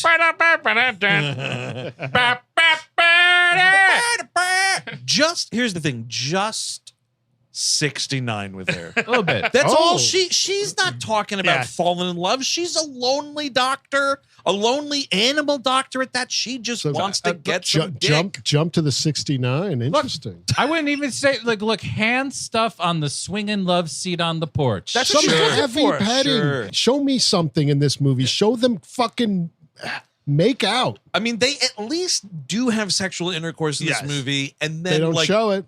They don't, but like they do show them like about to make that omelet, but then it's like the horniness consumes them once again, and they're about to fuck, and then like he has this epiphany about the case, and I was like, lay her and then go figure this out because it's the middle of the night anyway. Yeah.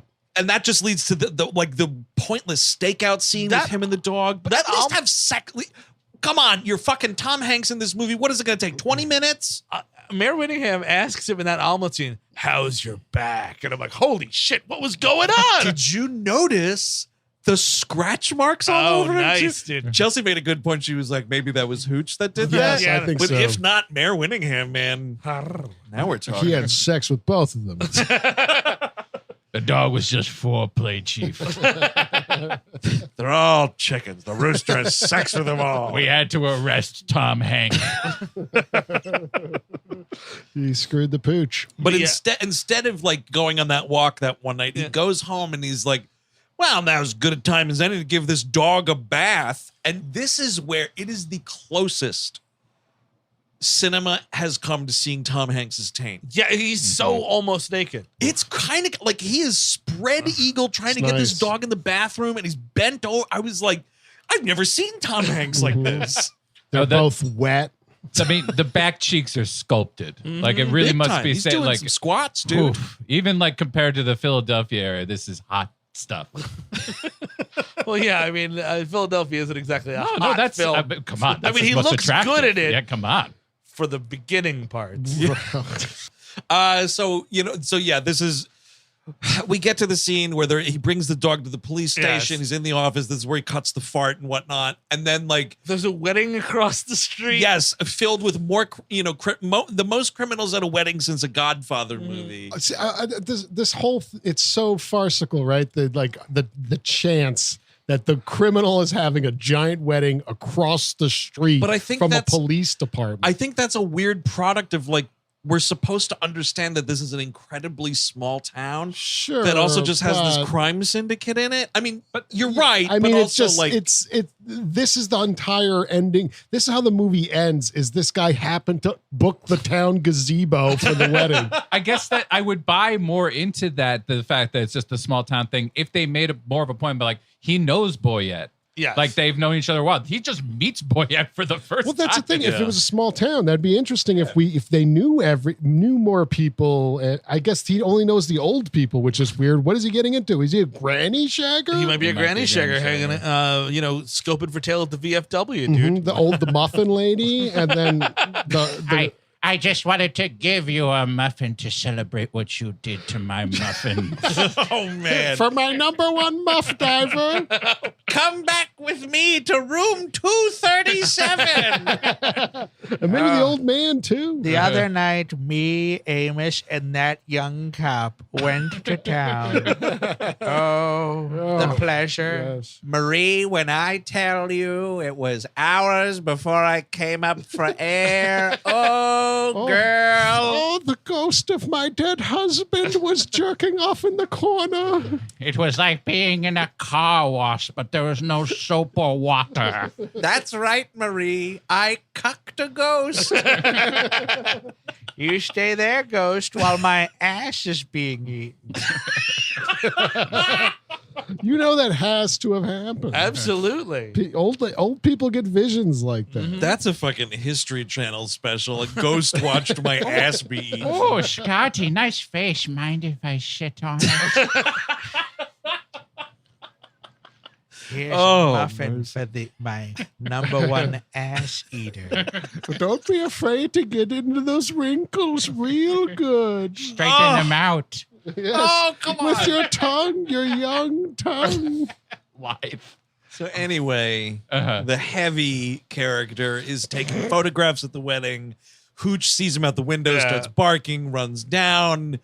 It's a big chase. Tom Hanks commandeers this dude's car. At one point, this guy, Ernie. Yeah. This guy's been in a bunch of stuff. He's played a character named Ernie multiple times. Sure. But you can see him coming up, or maybe, I don't know, whenever this episode airs, it might already be out.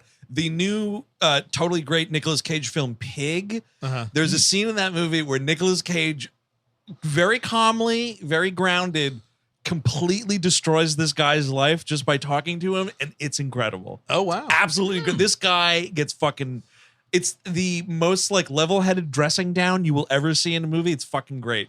And it's this Ernie character. Can't wait to see it. Well, I mean, it's one of those things where this is supposed to be a joke because it's like, this is my mom's car. I'm like, I just need more than that. You know what I mean? Like, it needs to be, it's my mom's car, and like, they destroy it, but they don't. Like, it's like, oh no, you're going too fast. It's like, that's not enough. He should drive it into the water. Exactly. And or like, eggs get all over it or something. Yeah, it goes through like a farmer's market and whatnot. Detective Turner, please. This is my mom's car, and I still haven't disposed of the body in the trunk. That would be something. So he's like, okay, now they have the license plate. They have an idea who this guy is. And he goes up to, he's like, oh, he was working for Boyette, that guy who runs the fishery down there. And this is when Craig T. Nelson's like, well, I guess my buddy Boyette will let us just look inside of his place. I'm like, nah, dude, you need a warrant. You need a warrant to come inside my Craig T. camera. Nelson gets a search warrant. Yeah, because Tom Hanks is like, hey, listen, this is the deal. We think something fishy's going on in Boyette's place. I didn't mean to do that, but I'll say that I did. But and then he's like, well, Chief, I think we need a search warrant for that, because he's just screaming through this whole movie. And Craig T. Nelson, it's a weird. He's like, well, yeah, I think I can arrange that. Like, he does get one. All right. Well, so there's the initial search, and then later on he just shows up again without a warrant with the dog. Yes. Correct. That's the one where he throws it in a famed character actor Jim Beaver's face. Like, dude, Jim Beaver in this movie, couldn't believe it. Yeah, Ellsworth from Deadwood, fantastic actor. He's just like, what? Okay, I guess you can just do whatever you like then. Yeah, because he's like, well, I don't know if Mr. Boyette would sign on for this, and he's like, Tom Hanks is like, oh, well, Mr. Boyette told me that it was fine, and they go in. Jim Beaver also, he's the dude in Breaking Bad who sells Mike the Cleaner all those guns. Yeah, he rules. He's fucking totally great. But yeah, I mean, like, sort of the end of this movie is like, he's like, all right, I'm gonna go. Now that he's been taken off the case for whatever reason, is like, I'm gonna go rogue here. And he goes to the motel, and this is when the movie like just takes a sharp turn into an action movie. Like, K-9 at the very least is kind of an action movie the whole time. Yeah, you know what I mean, like that, and that's what kind of makes that movie work. Yes. This is like, it's been dog farting. You know what I mean? And now all of a sudden, like, he goes to this like sleazy motel, and he's like, "Tell me where Zach Gregor is or whatever." He's like, "I won't," and he just shoots at this dude, and like Tom Hanks just shoots at this guy. I'm like, what movie am I watching? It's so weird. And like the way that they film him, there's a lot of like red light, like in this seedy motel office or whatever. And Tom Hanks is like really being nasty to this guy. And you're like, this is a completely different movie and a completely different character once again. He's a maniac cop. I would honestly so prefer just like him talking about, yeah, you want to fuck Lassie, don't you? Yeah, you want to put it too. Like, just go Jim Belushi. Do it. Just talk about how you want to fuck the dog. Question about, because right before the whole motel thing is the stakeout, which also comes right after the fucking. Like, he goes from the fucking and he's like, oh, I got it. And they do the stakeout. And talk about just killing time in a movie. This stakeout is just him talking to this dog. I don't know if some of it's like Tom Hanks ad-libbing or whatever, but there's one part where like Hooch, he's like, oh, Hooch, I bought you some snacks too for the stakeout, and he's giving him treats. And then Tom Hanks starts eating one. Yeah. What the fuck? In the very next, like, they cut, and it's like the next moment of this thing, he's acting super stoned, and I was like, is this some bit where like Scooby snacks? It's like THC cookie treats or something, like, because he, for this one part, like this one bit of that stakeout scene, he's clearly acting stoned for no reason, and then it cuts and he's fine again. I don't understand what that was supposed to be. I think he's detached from reality. Because he's been fucking rat-a-tatting with this dog all night. Dog is saying nothing, by the way, because dogs say nothing. There is also a line like, oh, it tastes like health food. That's a nice dig. Yeah, totally. So you guys take that, trying not to die of heart disease, you pig. Any of you guys ever eat any dog or cat food or anything? You try it out? No, but I remember I definitely, and this will tell you how fucking irresponsible this movie is. It's definitely when I watched it, I was kids like, would those be good? Like, for a minute, I was like, wait a minute, would those be any good? I never tried it, but I was like, I never have. So. I never have, but I had a friend growing up who he's a neighborhood friend who'd come over to the house, and we had two big dogs, and so my dad would buy like the fucking Sam's Club, like massive container of dog, little like just biscuits.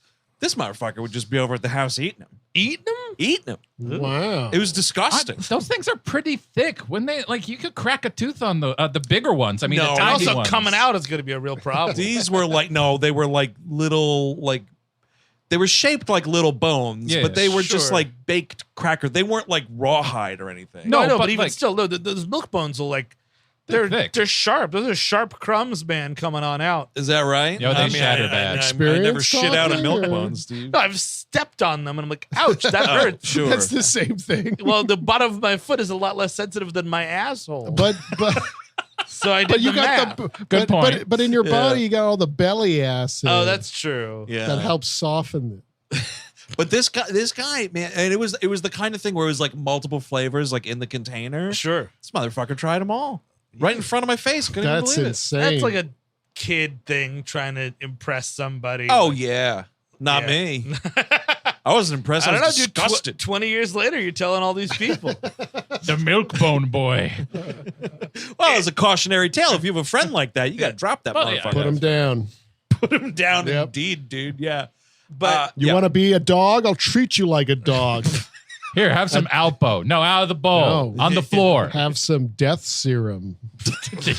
You with this death serum. Do you think it's in a big can or like Yeah, well, I imagine it's in a bag. Brand X.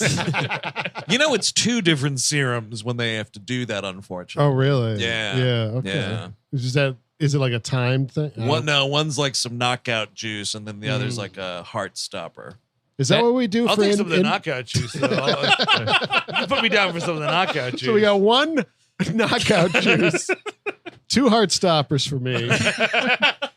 So I shit. guess this is similar to how we put down people in this country, right? yes. Because United States, capital punishment still here, folks. Pretty Capital cool. punishment was still here, yet we fucking ran circles trying to put Kevorkian in jail. I don't understand it. I don't get it at all. I think that guy's a hero. hero?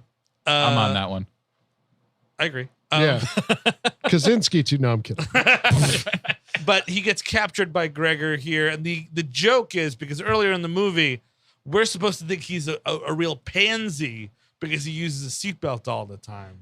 This is actually kind of great. Yes. The movie totally telegraphs it, but even still, exquisite. Because the guy's like, oh, you're putting on your seatbelt. That's not going to keep you safe from me because I got a gun. Yeah. Yeah. And then he fucking just runs into like some sort of column or something, some cement something or Some other. barrier. Yeah. This it's- motherfucker just goes right through the windshield. which is cool, but him just like hitting a concrete fence outside the motel felt a little anticlimactic. But also, what if you could actually kill this piece of shit doing this? Yes. What are you going to do? And or break both of your legs. Like, yeah, congratulations. All right. You're not going to go through the thing, but you're still in All right. traction.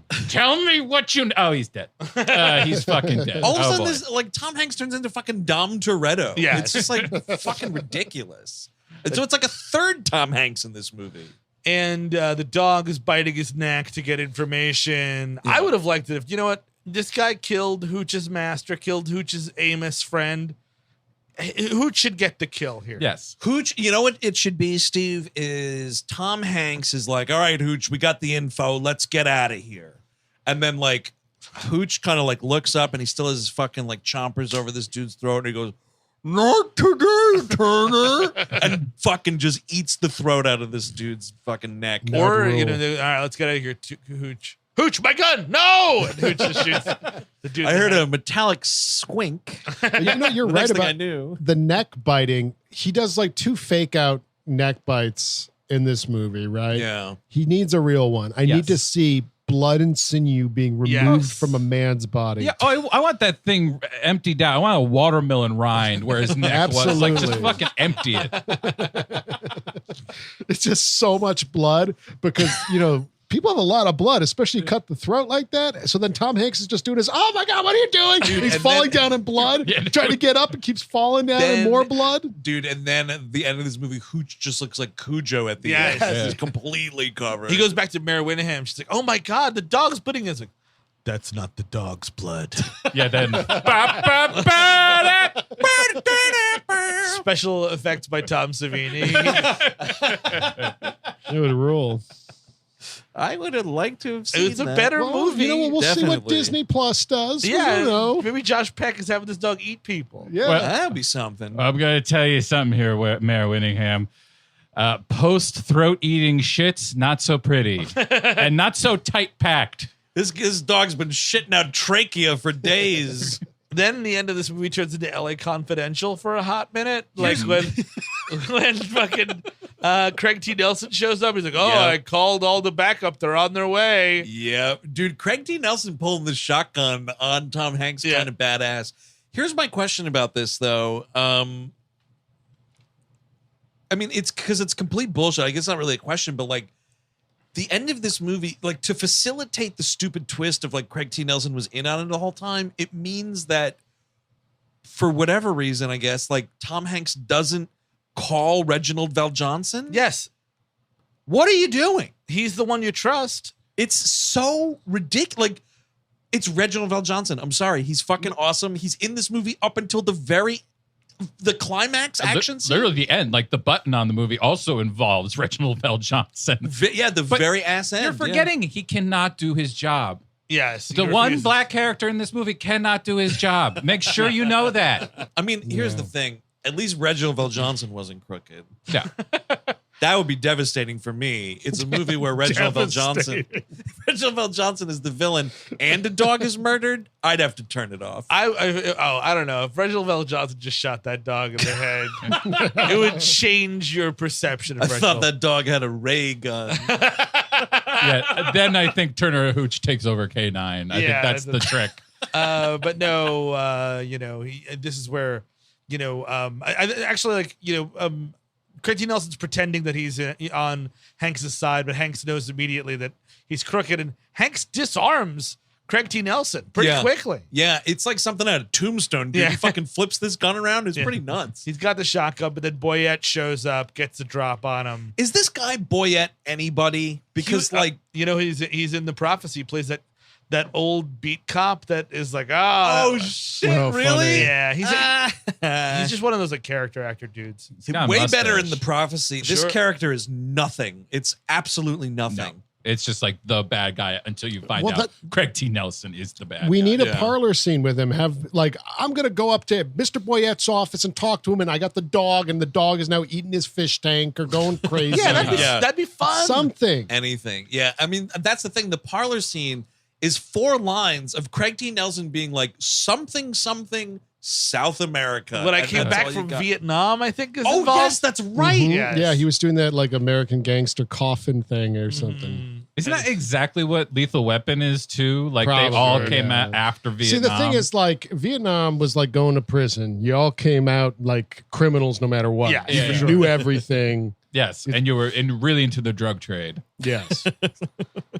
But so this is when we've talked about it a bunch, but Boyette shoots Hooch in the chest as this dog is jumping down off of a thing like in slow motion to save Tom Hanks' life. Yeah, saving his life. Tom Hanks' life. Save Tom Hanks' life. And here's the thing, like, all right, you want to kill this dog. Yes, I do. For whatever reason, you think like it will make the movie better or whatever. Okay. But you know what? Let's just have the tiniest little sliver of fucking class and not show a squib go off on a fake dog. Disagree. It's kind of funny. Well, it's just the one, like he's using like a pistol or something. I would like a fucking shotgun. You see this fucking dog flip in the air and fly across the room. It's like a John Woo movie with Hooch spiraling in the fucking. Some doves come out of him. I would love it if it was like, he gets shot in the shoulder like an action movie kind of a thing, and they get shot again. but the dog gets shot, and I mean, like, to your point, dude, it's like in K9, the dog gets shot, but you see it sort of like it's a different angle, like you just sort of like. No squibs to be found, ladies and gentlemen. And that movie was dancing around danger. This movie's just been farting in a house. Exactly. So he gets shot, and Boyette gets shot, and this is what like Craig T. Nelson's doing this thing. It's like, well, the only way that anyone's going to believe that I'm not crooked is if we both walk out of here alive and just talk. You say that now you're in on it for some reason. I'm like, this isn't going to work. I don't understand. The thing is, Craig T. Nelson, the way to get away with this is you fucking kill Tom Hanks. Yeah. And you say that Boyette did it and you fucking shot Boyette. You departed on him, man. Anthony Anderson, everybody gets shot in the head. The dog. Man, that fucking elevator scene to this day. Yeah, shocking. Departed. Yeah. Unbelievable. James Badge Dale, man, nobody saw him coming. That dude, one of the most unsung actors working right now. James Badge Dale, Very fucking solid. great. Now, guys, we were dancing around Canine a lot in this episode. I just want to point it out to people that it was the episode 7 of this podcast. Holy shit! Back in like early 2011. That's right. We've been on the Patreon archive. You can find it there. 550 something episodes. Yeah, can you look at that? Because we've been around forever, Chris. Yeah, I've been around for quite some time, Eric. Didn't we do the second K9 movie also? K9 PI. Oh, right. Or is that No, the third we one? did K9 K911. K911. It is. There was Wait, K911 and And then K9 K- PI. I yeah. think we did Did we- K911. Did we not do PI? Well, We never did we- K9 PI. We should. Yeah. Okay. Episode 83 is K911, also in the Patreon archive. We should do K9 PI. Is that the one with the microchips? No, I think that's K911 Yeah. because that's also the one. No, that's the one with the towers. The insane, like, there's a park scene where there's like this wild shootout going on. Yes, I mean, and K911, you see the dog's dick in that Yeah, one. very We spent a openly. lot of time on the dog's dick. Big time. I'm actually, you know what? We're like, 90 plus minutes into this episode. Haven't talked about it at all. Good for us, by the way. And let's not get carried away, but I would be remiss if we did not touch on the fact this dog's penis is all over this movie. Is it really? Oh my God, this fucking honking monster this thing's got. Holy shit. I didn't really missed notice. the monster. Yeah, I didn't see this. What? Am I the only perv this I week? think you or what? might. You might Yeah, be the you one. did it. Because Dude. here's the thing. This dog is packing heat, not for nothing, with this fucking Speedo going on. Confirmation, Tom Hanks is back. Oh sure, Oh, unless yeah. he's being Welcome home, Rita Wilson. unless Tom Savini hooked him up down there. Come on, sex machine. Give me a fake junk. But while Craig T. Nelson is trying to, he's about to kill Tom Hanks anyway. But the dog, and this got me a laugh. Because the dog, it's a poor little dog actor who's like pretending to be sleeping, Yeah. bleeding from the chest, like crawling, like I gotta save Tom Hanks. Someone's gotta be in Apollo 13. Yeah, he bites Craig T. Nelson on the leg. Yeah. Craig T. Nelson's distracted. Tom Hanks fucking totally ices him. You don't see. I mean, and that's the thing is, you see the dog get it. You don't see Craig. I want to see Craig T. Nelson's back open up. a little bit. Absolutely, dude. Definitely. Like fucking Ed Harris in History of Violence. Yes, I exactly. just needed to be like, go down. Tom Hanks is covered in the back spray. Oh, he falls into a fucking fish tank. The whole thing. Boyette, and then he goes into Boyette, who's dead anyway. Puts a shotgun right to his nose. Sure. This Yeah. is for Hooch. Yep. Spray, closed casket. Now you, yeah, he just says closed casket. Don't give him the dignity, man, of the open casket. No, I do. I want to hear him to say closed casket. Or like, Bop, bop, bop. or you make them into fish food. You take the Yes. little flakes that come off from the shotgun blast and you throw them in the Let me fish. tell you, if Yeah. I was going up against these criminals and whatnot, and one of them killed my dog, I'd skin these motherfuckers and make them Absolutely. chum. I I absolutely absolutely would. I'd be too lazy. I'd just blow their face off. That seems, quick and easy. Then Tom Hanks is driving to the vet. You're gonna be okay. Sing the fucking song. Are you a dog doctor? Are you a dog doctor? Before we get there, here, you need your strength. I cut off their penises. Eat it. I know. We could have saved you if I didn't cut them off each individually, but I had to do it. So he brings this fucking dog to Mare Winningham. Help me save this dog. She's doing her. You watch this dog die, bleed out on the fucking table. You watch this dog's Yeah. eyes close. Mare Winningham's like, he's lost a lot of blood. I'm like, you know what? Not this movie. Nice try. I thought Tom Hanks was going to do a transfusion or something. So you take some of mine. Do Yeah, it. take my human blood and put it in him. And let me tell you, I think the character that he plays here is fucking despicable, but Tom Hanks is great actor. Yes. And, he's fucking talking to this dog on the table, and he's like, you're going to be all right, champ. And she's like, he lost a lot of blood, and he's like, it's all right. You're going to be all right. Just stay. And I'm like, this was billed and sold as a children's movie. What was the laugh situation in the fucking theater then? Well, that's Steve? the weird thing. I must have blocked this out from trauma. Of course you did. I don't remember it at all when I was 6. I don't remember a lot when I was 6, FYI. But no, I just don't know. I don't remember the end of this movie. When it happened last, I was like, oh shit, this dog's dying. Because I kept thinking of Canine. Again, Canine, it's cute because the dog gets shot.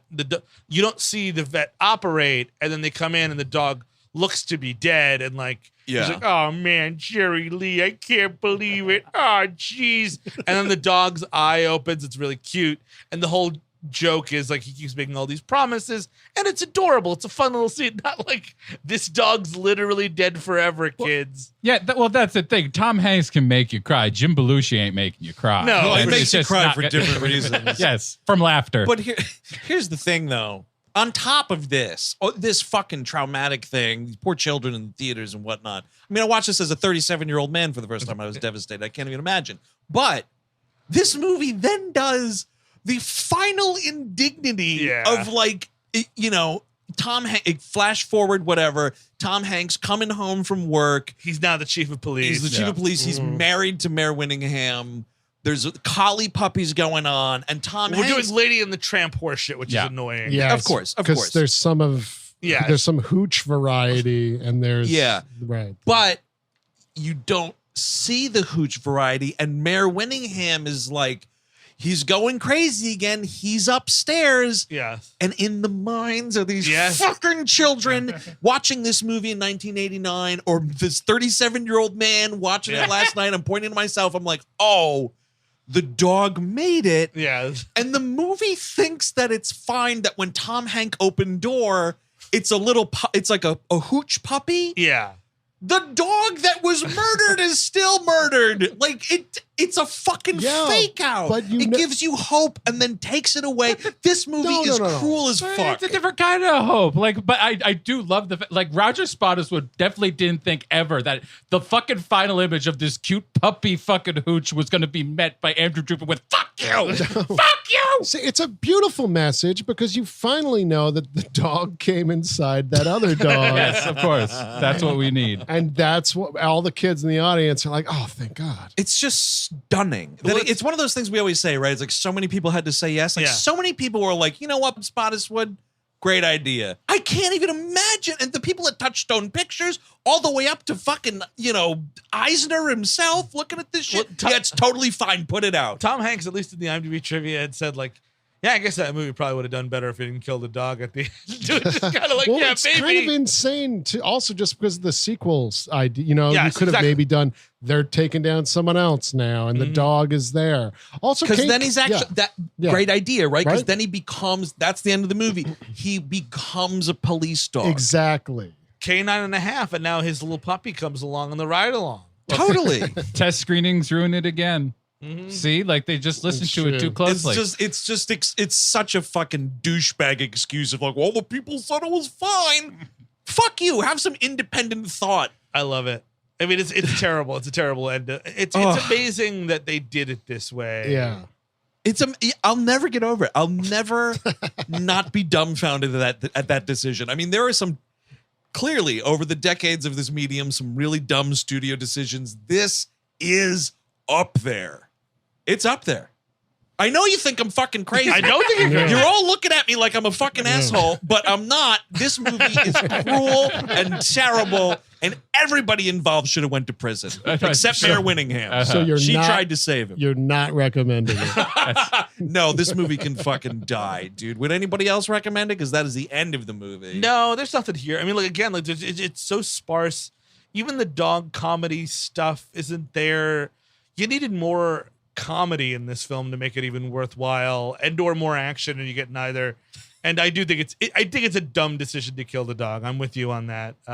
Although it is kind of hilarious to watch a dog. I'm always a fan of a dog puppet. I like the dog dying. Listen, when it's called for, in something like A Man's Best Friend, where it's clearly silly town sci-fi monster thing. Fine. Sure. You grow to love this dog. Sure. And it's not even a thing where you could make an argument that it teaches children anything about anything. No. Well, ideally, your dog will be shot by Craig T. Nelson. Yeah. Ideally. I would just by nature not want Craig T. Nelson near my dog anymore. Yeah, exactly. I don't. This is a very bad movie. I don't recommend it. I definitely have to say I watched it. I definitely watched it a few times when I was a kid to a point where I remembered scenes like vividly. Did you have this on VHS? Oh yeah, for sure. This was definitely part of the Will Cabin horde. Oh sure. His swashbuckling days at the fucking Columbia House. He bested that empire. Took all that gold back to Spain with him. There might have been 2 copies of this piece of shit for all I know. Sure. But yeah, don't see it. Don't see it.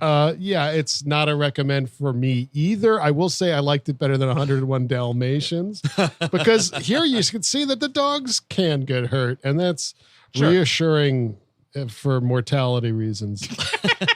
I think, my well-documented now beef with the end of this movie aside, it's not funny. Tom Hanks clearly doesn't want to be doing this movie. Yep. Everything else around it is so ill-written and thin. Like, it's just bad. And, the other thing is, we didn't talk about this. I didn't get the list of names, but, like, did you guys notice on the opening credit? Yeah. There's like 5 or maybe 6 screenwriters here. 5 or 6 screenwriters and 4 editors. Oh, is that? Oh, I missed that 4 part. editors. What was this, a 5-hour cut of Turner and Hooch? Did we see all of the fucking family? Craig T. Nelson actually comes back to life, goes to Mare Winningham's house, chops up the dog's dead body. Oh, nice. That was the thing. And that's what took 2 hours extra. That's just that scene. He makes Tom Hanks eat it. Well, we certainly ate it this week. That is Turner and Hooch from '89, directed by Roger Spottiswoode. If you would like more We Hate Movies, of course, check out patreon.com/We Hate Movies. We got a lot going on there this month. We currently are rocking a WLM on Iron Man. Iron Man, that's a real fun one. We also got a animation damnation on The Mummy, the animated series. Oh, you guys remember that? Because no one else does, including the people who made it. If you want to watch along with us on that one, it is on Peacock. Yeah. And it's terrible.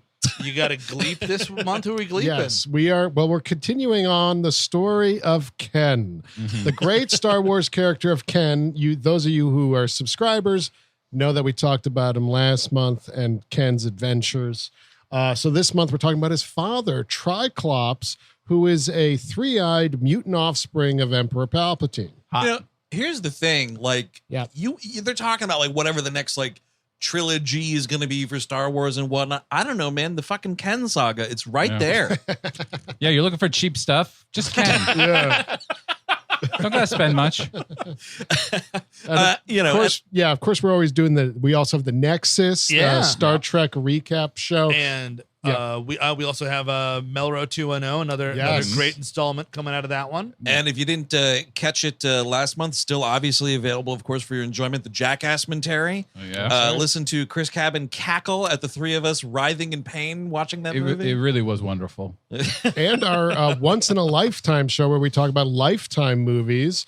In August, we're going to have a new one. It's very exciting, but we already have episodes on Stalked by My Doctor and Death of a Cheerleader. And that's the original Death of the Cheerleader. I know they made a 2019 one, confused some folks. And on that $10 tier, just since we're talking old stuff, the Snyder Cut. We got 4 hours of the Snyder Cut on there. That's right. The 3-part special we did titled The Snyder Sessions. Snyder Sessions. We do a lot. I can't even remember the name of some of the shit we do. But, of course, that's all Patreon. And on the main feed here, the show will continue next week. As always, next Tuesday, Steve, what are we talking about?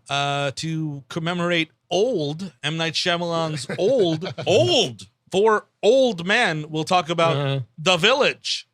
Ooh. I'm interested about this. I haven't rewatched it since theaters, and I have a feeling my tune might be changing next week. Ooh, interesting. I don't know, because I'm getting soft in my old age, you guys. I don't know. I mean, actual directors who are doing somewhat original stuff, you just kind of like, maybe they're good. That's the thing. When you go back now, after all the Marvelification and Disneyfication of it all, when you watch shit like that, you're just like, oh my God. That's how Speed Racer became a modern masterpiece, is everybody's like, it's just fucking dry out here, people. I watched that movie a while ago, The Village. It's a solid 2.5. It's right in the middle. It's not exactly good. It's not exactly bad. There's some nice shots. It's kind of stupid.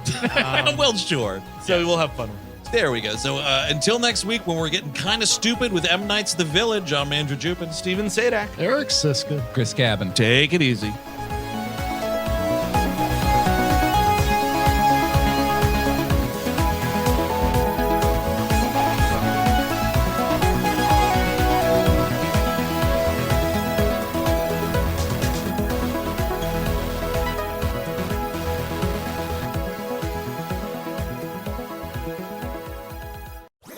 That was a HeadGum podcast.